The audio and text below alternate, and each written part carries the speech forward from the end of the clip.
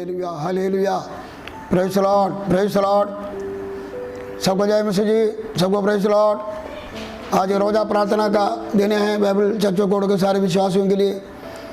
मैं उम्मीद रखते हैं कि आप लोग रोज़े में होंगे और रोज़े के अलावा भी हो। आज का जितने प्रार्थनावां तुसी किए हैं, कर रहे हैं, परमेश्वर का हजूर कबूल हो जाए। हमें ज़्यादा से ज़्यादा रोज़ा प्रार्थना रखने का आवश्यक है। खास करके लॉकडाउन में हमें ज़्यादा से ज़्यादा मौका हमें मिलते हैं। परमेश्वर आपसे खुश हो के परमेश्वर अपने आशीष दे, उसका चेहरा आपके ऊपर चमका के जो है कि आपको शांति दे और बरकत दे। जरा उसकी तरफ से देखा वो कभी भी शर्मिंदे नहीं होंगे। आइए हम वचन सुनने के पहले प्रार्थना करेंगे। धन्यवाद खुदा बाप, आपका शुक्र करते हैं आज के समय के लिए। आपके बेटे यीशु मसीह के पवित्र नाम से आपका हजूर में इकट्ठे होने के लिए तूने हमको मौका दिया। धन्यवाद। आप मुबारक पिताजी हैं। आज प्रहार का रूहानी और जिस्मानी बरकतों से पिछले दिनों में हमें मलमाल किया। तेरा धन्यवाद। पिछले शनिवार से लेके ये शनिवार तक हमारे साथ रहा। खास करके हम रोज़ा प्रार्थना में आपके सामने हैं। हर एक प्रार्थना आपके लोग जो आपके सामने रखेंगे उत्तर देना। आपका कान अपने लोगों का प्रार्थना के लिए खुले रहें, आंखें भी खुले रहें, क्योंकि तूने वायदा दिया। धन्यवाद करते हैं जब हम तेरा बागवान सुने जा रहे हैं। ये प्रार्थना करते हैं ये वचन के द्वारा सबको हर प्रकार के आशीष दे। हमारा कमियों को, कमजोरियों को दिखाना, हमें आत्मिक तरक्की देना, उन्नति देना। तेरे वचन को भेज के हमें आत्मिक चंगाई और जिस्मानी चंगाई देना, आशीष देना, यीशु के नाम से, आमीन।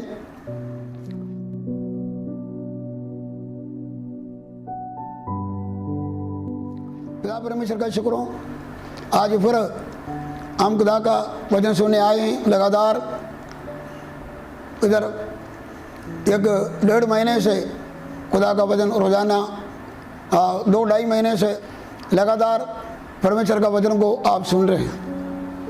हम कल और परसों ये सुनते आए कि शर्मिंदे कौन होते हैं।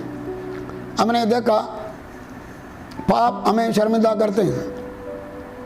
जो इंसान मूर्ति के ऊपर भरोसा रखते हैं, भूलते हैं, वो शर्मिंदा होते हैं। जो लोग इंसान पर भरोसा रखते हैं वो शर्मिंदे होते हैं। कल हमने देखा जो परमेश्वर को छोड़ते हैं और वो शर्मिंदे होते हैं। आज हमने पढ़ना है, देखना है, पढ़ेंगे हम गिनती का किताब 12 बाब 14 आयत, the book of numbers chapter 12 verse 14। यहोवा ने मूसा से कहा, यदि उसका पिता उसके मुंह पर थूका ही होता तो क्या 7 दिन तक वह लज्जित न रहती। बस इधर हमें एक पुराना नियम का जो कि कहानी नजर आते हैं। मरियम और हारून, उसका अपना ही भाई और परमेश्वर का प्रजा का आगू मूसा के खिलाफ विरुद्ध गलबात किया। वो समा परमेश्वर का क्रोध के बीच में मरियम कोड़ी हो गई। परमेश्वर ने उसको कहा 7 दिन तक इसको बंद करो, क्वारंटाइन में रखो, क्योंकि परमेश्वर ने यह कहा, क्या एक बाप अपना बच्चे को ऊपर तुक है तो क्या वो शर्मिंदा नहीं होंगे। भाई बहनों, आज इसके विषय में हम देखेंगे। मरियम 7 दिन तक क्वारंटाइन में चला गया। वजह क्या था? गिनती 12 का पहली आयत में ये लिखा है, मूसा ने तो एक कूशी स्त्री के साथ विवाह कर लिया था, सो मरियम और हारून उसकी उस विवाह कूशी स्त्री के कारण उनकी निंदा करने लगे। या दूसरे लैंग्वेज में इंग्लिश में लिखा दे स्पोक अगेंस्ट मोसेस। सो हम इस कहानी के पीछे अगर जाएं, और मूसा परमेश्वर का दास परमेश्वर के प्रजा का अगुवाई कर रहे हैं, और उसका भाई हारून है, उसकी बहन मिरियम है, वो भी शुरू से लेके जब से मिस्र को छोड़ के आए उसके साथ ही थे। और मूसा परमेश्वर का प्रजा का टोटल अगुवाई नेतृत्व ले रहे हैं। हारून महायाजक चुना गया, और मिरियम के बारे में लिखा वो नबिया भी थी, और मूसा के साथ वो भी थे। काफ़ी समय बीत गया, मिस्र को छोड़ के अभी जंगल बियाबान में आ गया, लाल समुद्र पार हो गया, काफ़ी साल लग गया। अभी हारून और मिरियम एक पुरानी बात को उठाया, लिखा है कि मूसा ने एक कूशी स्त्री के साथ शादी किया, और इसी के लिए उन्होंने उसका विरुद्ध बातें बोलने लगा। इसका कहानी क्या है? ये कूशी स्त्री जो कहा गया कौन है? ये मूसा का औरत सिपारा के बारे में थे। मूसा की तरफ से शादी किया। मूसा जब फरौन के घर से भाग गया, क्योंकि उसने अपने हाथ से अपने लोगों का छुटकारा देना चाहा, सो एक मौत हो गया। उधर से भाग रहे हैं, दौड़ गया, मिद्यानी देश में जा रहे हैं। उधर जाके मिद्यान का एक पुरोहित है रघुवेल, और उसका बेटी के साथ उसका शादी हो रही। एक मिद्यानी लिखा हुआ उसका सौरा, लेकिन खूश लबस, लेकिन उसका बेटी के बारे में लिखा है कि खुशी।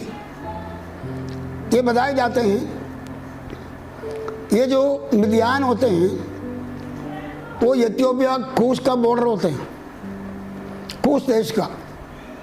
और रघुवेल या मूसा का सोरा कूश देश में रहते थे, उधर से मिद्यान में आगे रहने लगा, क्योंकि बॉर्डर पास से। ये कूश कौन है? ये नूह नबी का दूसरा बेटे का संतान है, हाम का संतान है। अगर हम उत्पत्ति 10 का 6 पढ़ के देखो, हाम का बेटा है कूश। चलो चरित्र ऐसे ही जाते हैं। जब ये 40 साल पहले शादी हो गया, अब एक नई बात इन्होंने उठा लिया कि मूसा एक कूशी आवृत्त के साथ ब्याह किया। भाई बहनों, एक बात तो पुरानी बात है। सो उसने एक सवाल उठा लिया, लेकिन असली बात क्या था यही देखना, आज हमें देखना है।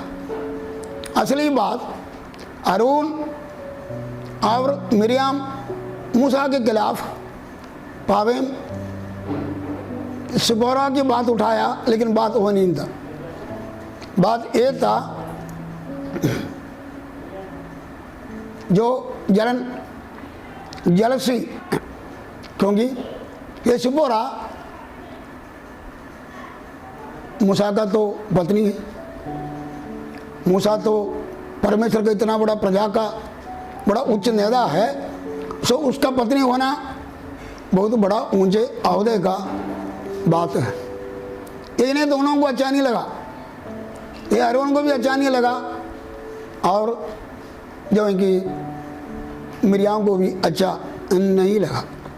कभी ऐसे होते हैं, कई बारी हमारे नेताओं का पत्नियां कभी कभी इतना तैयार भी नहीं हो सकते हैं, इतना खूबियाँ भी नहीं हो सकते हैं, लेकिन परमेश्वर का दासों का पत्नी होने के द्वारा परमेश्वर उन लोगों को कई आदर और इज्जत दिया हुआ। लेकिन ये इज्जत से हारून और मिरियम कुछ नहीं हुआ, जलन हुआ। उस जलन के कारण है वो मूसा के खिलाफ बोलने लगा।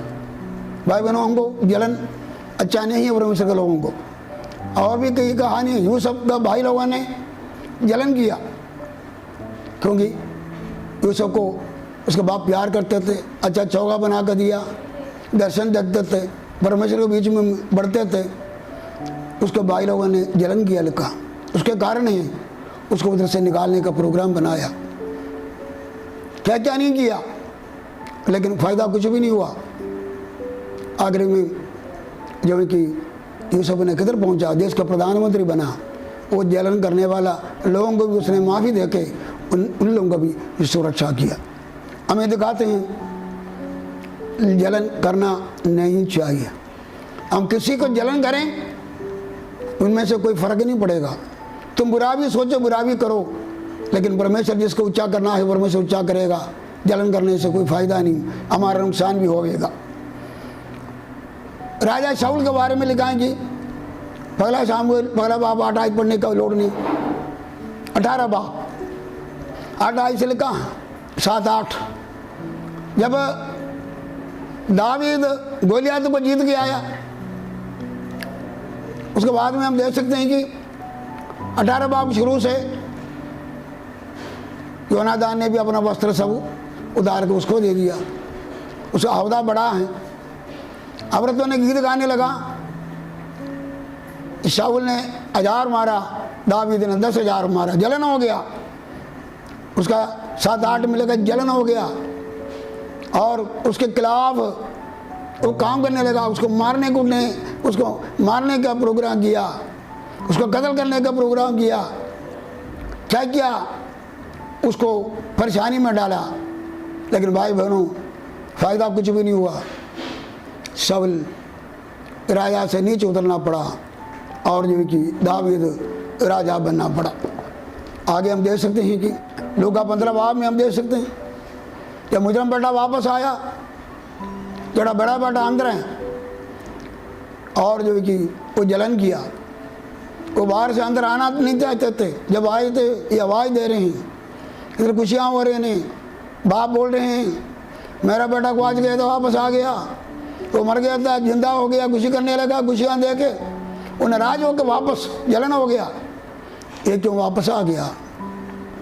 भाई बहनों, हमारे जीवन में कई बार जलन आते हैं दूसरों के प्रति। ये जलन से अच्छा नहीं, हम इस जलन को हमारा जीवन से मिटाना है। इधर लिखा है कि इन्हें पहली गलत जलन। दूसरी बात ये घमंड थे। पढ़ेंगे 12 का 2 आयत पढ़िए, गिनती का किताब 12 का 2। उन्होंने कहा, क्या यहोवा ने केवल मूसा ही के साथ बातें की हैं? क्या उसने हमसे भी बातें नहीं की? उन्होंने कहा क्या तो मूसा के साथ ही गल पे, तो हमसे कल बात नहीं किया।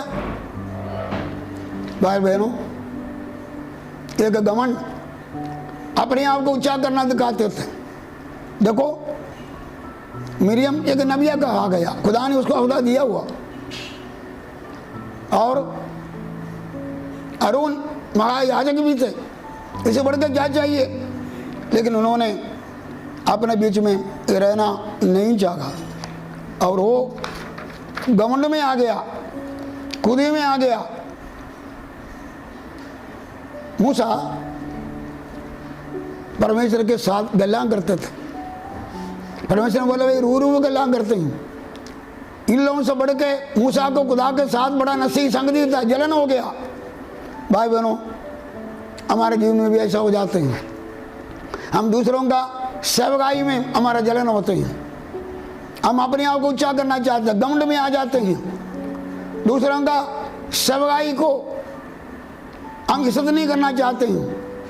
हम अपने जगह में खुदा ने हमको रखा है, उसमें हम रहना नहीं चाहते हैं। और यही था, यही कारण था लूसीफर भी ऊपर से नीचे लगा, क्योंकि अपने जगह पर बैठना नहीं चाहा, शैतान बना। उसिया राजा देखो, उसिया को खुदा ने इतनी बरकत दिया, इतनी आशीष दिया, खुदा ने तरक्की दिया, प्रभु में चलते रहे। लेकिन जब वो बलवान हो गया तो अपने आप को ऊंचा किया। उसने परमेश्वर का भवन में गया, धूप वेदी में धूप चढ़ाने के लिए दिलेरी मिला उसको, अहंकार उसको खुदा के खिलाफ काम करने के लिए दिलेरी दिया, दुग्ध खाना। 80 पुरोहित लोग उसको रोकिया, लेकिन उसने जाना नहीं, घमंड ने उसको और आगे बढ़ाया। लेकिन उस समय खुदा ने उसको मारा, कोड़ी हो गया, सारा उम्र राजा का स्थान से भी वो अट गया, परमेश्वर के भवन में आने का योग्य नहीं होना। याद रखो, हम अपने आप को ऊंचा नहीं, नबूकदनेस्सर ने अपने आप को ऊंचा किया और मेरे नाम की बड़ाई हो, ये सब कुछ मेरा है, मैंने बनाया। परमेश्वर उसको 7 साल जंगल में जानवरों के साथ भेज दिया। हमें याद रखना, हम अपने आप को ऊंचा नहीं करना। ये दोनों क्यों खिलाफ हो गया? दूसरी गल, अपने आप को ऊंचा किया, मूसा का बराबर करना चाहिए, हम किसी का बराबर नहीं करना। हम देख सकते हैं कि 12 बाप लिखा है कि तुसी जिस बुलाहट में तन बुलाया वो बुलाहट में तुसी बने रहो, उससे बढ़ के भूलो ना। हम कई बार भूल जाते हैं। परमेश्वर ने हमको जिस स्थान के लिए बुलाया उस स्थान पर बने रहना, हम भूलना नहीं चाहिए, घमंड में नहीं आना चाहिए। मत्ती 23:12 पढ़िए। जो कोई अपने आप को बड़ा बनाएगा, जो लोग अपने आप को बड़ा बनाएगा वह छोटा किया जाएगा, जो छोटा किया जाएगा, और जो कोई अपने आप को छोटा बनाएगा, जो अपने आप को छोटा बनाएगा वह बड़ा किया जाएगा। परमेश्वर चाहते हैं कि हम अपने आप को बड़ा नहीं करना, भूलना नहीं, और जो हम अपने स्थान पर रहना। इधर हारून और मरियम का पहली गलत विरुद्ध बोलने का यह था, और जो कि जलन। दूसरा था अपने आप को ऊंचा किया। लेकिन अगली गल इधर एक बात ये लिखा है कि मरियम का नाम पहले आते ही मरियम और हारून खिलाफ हो गया। पहले मरियम का नाम आते हैं, उसका बहकाव में हारून भी फंस गया। हारून का अनुभव पहले भी ऐसे थे। हारून दूसरों के बातों पर और जो कि आ जाते थे। जब 32 बाब कूच में पढ़ के देखो, उधर जब मूसा पहाड़ में चला गया परमेश्वर से दसूक में लेने, वजन लेने, लोगों ने हारून को बहका लिया, हमें कुछ प्रतिमा बना के दो ताकि हमारे आगे आगे चलन। ये मूसा को जाओ गया और उसने उन लोगों का बात तो सुन गए। 32 का 25 में लिखा है कि 21 में लिखा, उसने लोगों को एक बच्चड़े सोने का और जो कि बना कर दिया, वो उसके आगे बलि चढ़ा के कूदने कांपने लगा। और जो कि लेकिन इसमें ये लिखा है हारून ने उन लोगों का बात सुनकर उसको खुला छोड़ दिया। पहले भी हारून को यह था, खुदा का क्रोध उधर पड़ गया, इधर मरियम के पीछे पड़ गया, मरियम के साथ लग गया। मरियम का और जो कि जब मूसा के खिलाफ उठ गया और ये भी उसका बहकाव में आके ये भी विरुद्ध बोलने लगा। हवा के बारे में लिखा है कि हवा शैतान का बहकाव में आ गया और उसने परमेश्वर ने मना किया, फल को खा लिया, मजबूर हो गया। और आगे हम देख सकते हैं कि लूत सुदोम अमोरा के नज़दीक योरदान का हरे भले इलाके को देख के प्रभावित हो गया। आखिरी में जो है कि सुदोम अमोरा में चला गया और सारे नाश हो गया। आगे लिखा है कि आकान सोना चांदी और अच्छे कपड़े के प्रभाव में आ गया, अब उसको चोरी किया, मना किया वो चीज़ों को, और जो कि अपना तंबू का हेड दबाया गया, दोषी ठहरा गया, उसका सारे परिवार भी वही पथरावा करके नाश होना पड़ा। भाई बहनों, सुलेमान आवृतों के पीछे लग गया, तकरीबन 1000 आवृत नाम से उसके पीछे लग गया, बहकाव में आ गया, आखिर में मूर्ति पूजा तक चला गया। ये याद रखो, हमें जरूर चाहिए, हम किसी के पीछे नहीं पड़ना चाहिए, हम परमेश्वर का मर्जी को जानना चाहिए, परमेश्वर की इच्छा को जानना चाहिए, किसी का बहकाव में नहीं आना चाहिए। हम जिस तरह हारून है मरियम का पीछे लगे, वो भी क्रोध किया, शैतान के बहकावे में आके हवा ने गुनाह किया। सुदोम अमोरा के पास हरा पला संसार की बातों को देख लूत और जो कि नाश हो गए। ऐसा एक टाइम का खाने के पीछे लेके अपना पगलौटे का हक बेच दिया। इसी तरह बहुत सारे लोगों को देख सकते हैं। हमें किसी के बहकाव में नहीं आना चाहिए। आगे 12:3 आयत में लिखा है कि पढ़ो 12:3। उनकी यह बातें यहोवा ने सुनी। लिखा है कि इसकी ये बातें यहोवा ने सुनी। ये याद रखो, मूसा और मिरियम ने कुछ भी नहीं बोला। इन लोगों के खिलाफ ये सब कुछ प्रोग्राम बनाया, विरुद्ध बोलते थे, लेकिन मूसा चुप रहा। मूसा का पत्री भी चुप रहा। बाइबल में सिपोरा के बारे में इतना बड़ा परमेश्वर का दास का पत्नी है, उसके बारे में सिर्फ एक बात दर्ज किया हुआ बाइबल में, एक बारी मुंह से जब और वो अपना घर से मूसा वगैरह मिलने के लिए आ रहे थे, रास्ते में देखते हैं कि अपना बेटे को कत्ल न करने के विषय में एक बारी उसने गलबात किया। नहीं है तो उसका सारा सब्र में वो खामोशी रहा। इतनी बड़ी एक हौदे वाली औरत खामोशी रहा। ये जो समस्या इतना बुढ़ाप से भाई उसके विरुद्ध इतना गलबात किया, लेकिन खामोश रहा। भाई बहनों, बहुत जहाँ पर हम चुप रहना, खामोश रहना उधर ऐसे बोलते हैं, इसके वजह से लड़ाई और झगड़ा और बढ़ते हैं। इधर वो खामोश रहा, मूसा खामोश रहा। अगर हमारे परिवार में कितनी बातें हमारे खिलाफ लोग बोलते हैं, आपस की बात कलिसिया में, लेकिन चुप रहना बहुत बड़ा जरूरी है। और काम का एक समय है, बोलने का भी समय है, चुप रहने का भी समय है। इधर मूसा चुप रहा, सिपोरा चुप रहा, लेकिन इधर खुदा ने सुना। हमारी बातों को खुदा सुनता है, धर्मियों का प्रार्थना खुदा सुनता है। हमारे विरुद्ध लोग बोलते हैं उसके बारे में खुदा सुनता है। खुदा अपना समय समय पर अपना काम भी करते जरूर है, लेकिन इधर लिखा खुदा सुना। ये कोई प्रार्थना का उत्तर की बात नहीं था।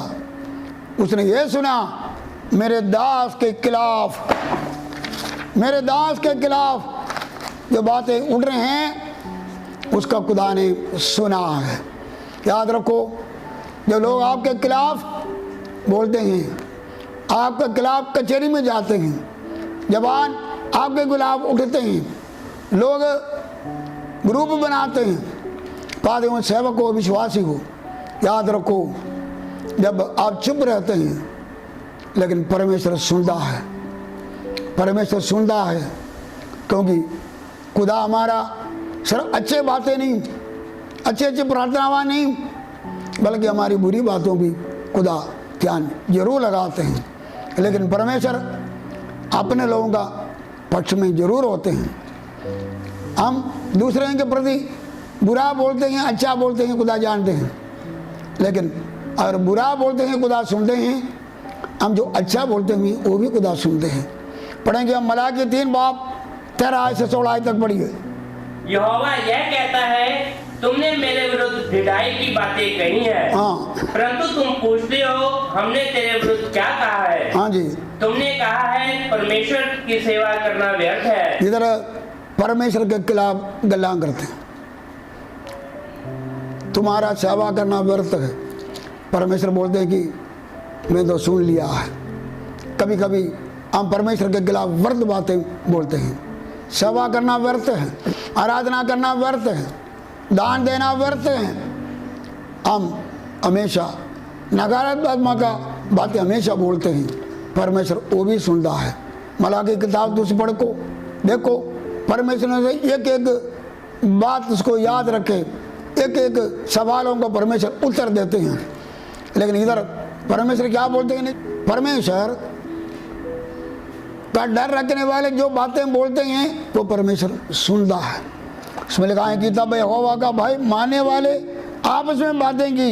यहोवा ध्यान लगा कर उसको सुनता था, और जो यहोवा का भाई मानते हैं उसका नाम का सम्मान करते हैं, उसका स्मरण के निमित्त उन्हें उसके सामने एक पुस्तक लिखी जाती है। अर्थ क्या जी? हम परमेश्वर के लिए अच्छे बातें बोलते हैं, अच्छे बातें सोचते हैं, और उसके प्रति भी खुदा सुनता भी है। और नीचे लिखा है कि सेनाओं के यहोवा ये कहते हैं कि जो दिन मैंने ठहराया गया है उस दिन वे लोग मेरे वरण मेरे निज बाग ठहरेंगे, और मैं उनसे ऐसी कोमलता करूंगा जैसा कोई अपनी सेवा करने वालों का पुत्र से करे। तब तुम फिर कर धर्मी और दुष्ट का भेद, अर्थात जो परमेश्वर की सेवा करते हैं और जो उसकी सेवा नहीं करते हैं, वो दोनों का भेद पहचान करेंगे। अर्थ ये है, मूसा के खिलाफ मरियम और आरोन ने बोला, खुदा ने सुना।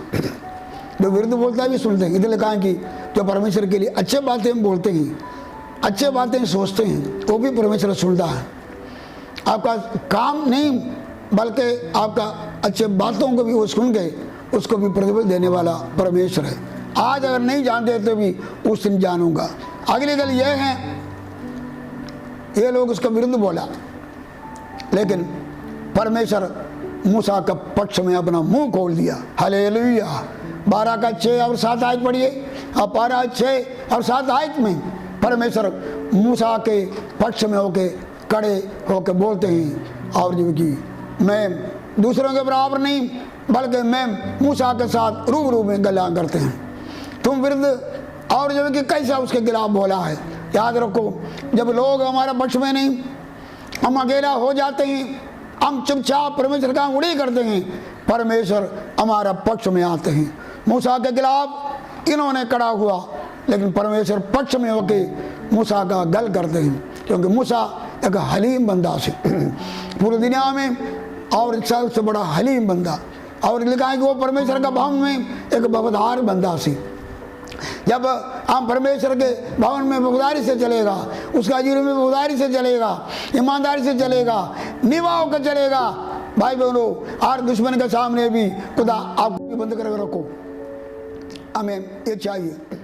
उसको 7 दिन सजा भी मिला, और उसको और जो कि बंद करके रखा है, एक सजा का क्वारंटाइन समान से। भाई बहनों, परमेश्वर हमें ये दिखाते हैं, हमारे जीवन में भी गलतियां होते हैं, कमियां होते हैं, कमजोरियां होते हैं, पावियों पास्टरों हो, पावियों रसूलों हो, पावे और वो भविष्यवक्ता हो, कोई भी हो, उसका सजा तो भुगताना ही पड़ेगा। सजा के साथ ही हमको माफ़ी मिलते हैं, और जो कि ताड़ना के साथ ही हमें माफ़ी मिलते हैं। हम देखते हैं मरियम को क्वारंटाइन में भेज दिया, इसको सजा को दिखाते हैं। ये दिनों में हम अपने आप को जांचना परखने का बहुत आवश्यक है। हम अपने जीवन में क्या क्या कमियां हमारे जीवन में आए, गलतियां आ गए, बुड़बुड़ाए, और अपने आप को हमने ऊंचा किया हमारे मुंह से, और व्यर्थ बातें निकले, कपट आए, और ये सारे बातों के लिए परमेश्वर से आगे माफ़ी मांगना। हम जिस तरह इसको 7 दिन तक बंद कर रखा, और ये भी लिखा, उसका आखिरी में लिखा है कि जो पढ़ेंगे उसका आखिरी पढ़ो, 12 का आखिरी। उसके बाद उन्होंने हसेरोत में प्रस्थान करके परान नाम जंगल में अपने डेरे खड़े किए। इसमें लिखा है कि उतनी देर तक और जो कि यात्रा रुक गई। उसका यात्रा जो है 12 बाब 15 में लिखा, यात्रा रुक गया। एक मरियम के कारण कनान मुल्क के जाने का यात्रा में रुकावटें आ गया, क्योंकि 7 दिन बंद कर रखा, नहीं तो 7 दिन में किधर किधर पहुंचना था। याद रखो, हमारा आत्मिक यात्रा में हमारे कारण कितने लोगों की यात्रा में रुकावट होते हैं, कितने लोगों को परेशानियां होते हैं, कितने लोगों में संकट आते हैं। हम परमेश्वर से माफ़ी मांगना चाहिए। भावी हम कोई भी हो, दूसरों का यात्रा की रुकावट हम बनाए तो परमेश्वर से माफ़ी मांगना। अरुण के बारे में लिखा है कि अरुण गलती जरूर किया, और मरियम के पीछे पड़ के गलती किया जरूर, लेकिन माफ़ी पगले उसने मांगा, लेकिन मरियम माफ़ी नहीं मांगा। याद रखो, हमें गलती किया है तो हम माफ़ी मांगने के लिए पगले आना चाहिए। सो आज हमने क्या सुना है? हमने ये सुना भाई बहनों, इधर पांचवी बातें आज हम देखा हैं। शर्मिंदा कौन होते हैं? जो लोग परमेश्वर के दासों के खिलाफ, परमेश्वर के खिलाफ इल्जाम लगाते हैं, विरुद्ध बोलते हैं। जो परमेश्वर के दासों के विरुद्ध बोला और वो परमेश्वर का ही विरुद्ध बोला। हमें विरुद्ध नहीं बोलना चाहिए, न तो दासों के विरुद्ध बोलना, न तो और किसी का विरुद्ध बोलना है। हम उन्होंने जलन गाया, हम जलन नहीं करना चाहिए। और हारून और मरियम ने अपने आप को ऊंचा किया, हम अपने आप को ऊंचा नहीं करना चाहिए। जैसे हारून मरियम के पीछे लेके और जो कि गलती किया, हम किसी के बहाव में नहीं आना चाहिए और जो कि हम परमेश्वर के वचन के आधार पर आगे जांच के पढ़ के चलना चाहिए। हमने ये भी सुना, परमेश्वर सुनिया, उधर पाप का सजा भी उधर मिला। उसके बाद में यात्रा भी उन्हें शुरू हो गया। इन्हें वाह करते हैं ये वचन के द्वारा। खुदा आपको बरकत दें। हम कभी भी परमेश्वर का और परमेश्वर के लोगों के खिलाफ होके, हम परमेश्वर के खिलाफ गुनाह करके और जो इस मरियम जैसा हम लज्जा को उठाने की बात ना बने। उसने लज्जा उठाई, हम वो लज्जा से कैसा बचेगा? जब कॉर्नर में जाएंगे, जब ऐसे अपने आप को जांचेंगे, परखेंगे। कभी कभी परमेश्वर हमको ताड़ना दे के हमको सुधारते हैं, जिसके वजह से हमारा अपमान दूर होके हम परमेश्वर के काम के लिए और आगे बढ़ सकते हैं। खुदा आपको बरकत दे। हालेलुया। खुदा बाप तेरा धन्यवाद हो आज के इस मौके के लिए, हम आपका पाक हजूरी में इकट्ठे होने के लिए सुविधा दिया। तेरा धन्यवाद मेरे खुदा जी, तुसी महान दयालु परमेश्वर है। तेरे वचन को हमने सुना है मेरे खुदा जी। शर्मिंदा कौन होंगे जब हम आपके और आपके दासों के खिलाफ ऐसे बुड़बुड़ाते हैं, हम एक दूसरे का और जो कि इल्ज़ाम करते हैं, हम अपने आप को ऊंचा करते हैं, जो कि जलन करते हैं, हम अपने आप मरियम जैसा शर्मिंदे होते हैं। लेकिन फिर भी तुझी एक माफ़ी देने वाला परमेश्वर है। और खुदा बाप मरियम को सजा दिया, फिर इस्राएली लोगों का यात्रा शुरू हो गया। मेरे खुदा जी, हम हो सकता है कि हमारा आत्मिक जीवन में कई बारी कई गलतियाँ गुनाह आते हैं। मेरे खुदा जी, हमको तुम माफ़ करो। यीशु अपने खून से दो कि हमको पाक और साफ करो, ताकि हम आपका हजूरी में अपने आप को खुदा बाप जांच सकें। हमारे आत्मिक यात्रा फिर पाक पवित्र होकर जारी रख सकें। हमारे जीवन को मेरे खुदा जी आपके वचन के मुताबिक बना बरकत देना यीशु के नाम से, आमीन। हमारा खुदा यीशु की अनुग्रह, खुदा बाप के प्रभु की संगति हम सबके साथ भी सारे संतों के साथ आज से लगे होते रहेंगे, आमीन। हालेलुया। सबको जय मसीह।